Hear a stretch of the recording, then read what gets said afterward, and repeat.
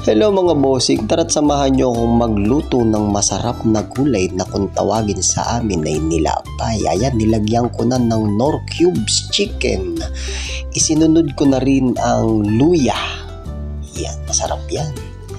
Nilalagyan ko rin ng sibuyas yan para maiba naman ang ating lasa. Ayan, ilalagay na natin ang ating mga hiniwang papaya na hiningi sa kapitbahay. Ayan.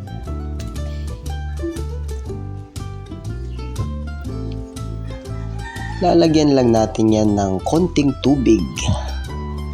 At pagkatapos ay tatakpan natin at isasalang na. Kapag kumukulo na ang ating niluluto ay ilagay na natin ng konting bagoong. Ayan. Isusunod na rin nating ilagay ang dahon